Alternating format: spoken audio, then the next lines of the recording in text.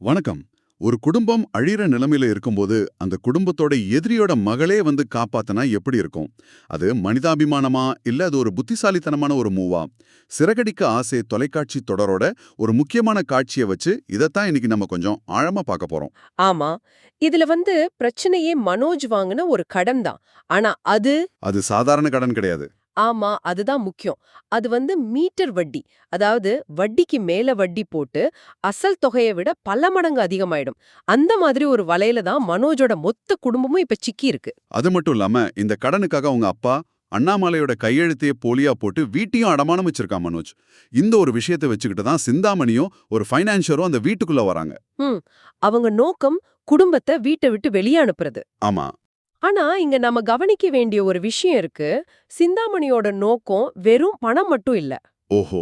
அவங்க மனோஜோட பிரிஞ்ச மனைவி ரோஹிணி கிட்ட ஒரு டீல் போட்டிருக்காங்க. மனோஜ வீட்ட விட்டு தொரத்துனா அவன் உன்கிட்ட திரும்பி வந்துருவான்னு. சோ இதுல ஒரு பர்சனல் பழிவாங்கலும் இருக்கு. சரி. அப்போ அந்த வீட்டுக்குள்ள என்னதான் நடக்குது? சிந்தாமணி வந்து மனோஜ் நினைச்ச மாதிரி 1,4 லட்சம் இல்ல. இப்ப 2 லட்சம் கட்டணும்னு சொல்றாங்க. ஆமா, அது மட்டுமா 3 நாள்ல கட்டலன்னா அது 3 லட்சம் ஆயிடும்னு மிரட்டுறாங்க. கரெக்ட். அப்பதான் முத்து அந்த பத்திரத்தை வாங்கி பார்க்கறான். பார்த்த உடனே அதுல இருக்கிறது அப்பாவோட கையெழுத்து இல்ல, அது போலிங்கிறத கண்டுபிடிச்சிடுறான். மொத்த குடும்பமும் அப்படியே ஆடி போயிருது. சரியா சொன்னீங்க. ஆனா அந்த இடத்துல முத்துவோட கோபத்தை விட அண்ணாமலையோட அந்த அதிர்ச்சி தான் ரொம்ப கவனிக்க வேண்டியது. தம் மகன் மேல வச்சிருந்த கடைசி நம்பிக்கையும் அந்த ஒரு நிமிஷத்துல உடையுது. அந்த ஏமாற்றம் அந்த சீன்ல ரொம்ப அழுத்தமா தெரியும். உண்மைதான்.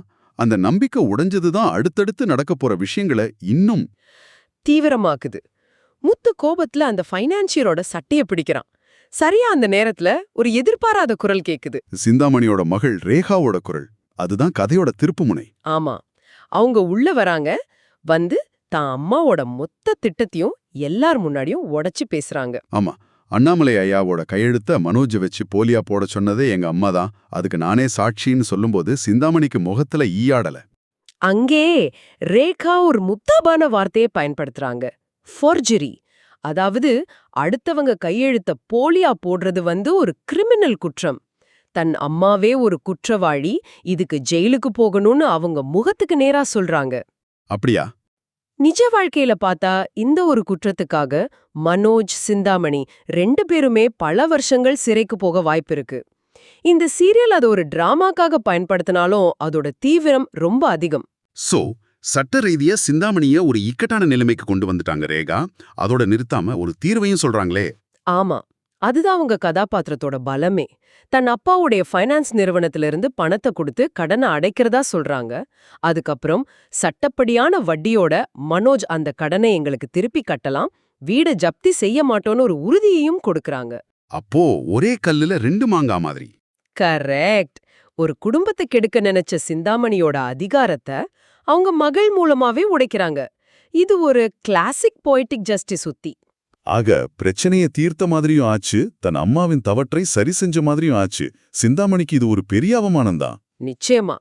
பேராசையும் ஏமாத்து வேலையும் ஒரு குடும்பத்தை எந்த நிலைமைக்கு கொண்டு போகும், அதே சமயம் நேர்மையும் சரியான நேரத்துல வர்ற உதவியும் எப்படி அதை காப்பாத்துங்கிறதுக்கு இந்த காட்சி ஒரு நல்ல உதாரணம். இப்போ நீங்க யோசிக்க வேண்டிய ஒரு கேள்வி இருக்கு. சொல்லுங்க. ரேகா செஞ்சது வெறும் மனிதாபிமான அடிப்படையில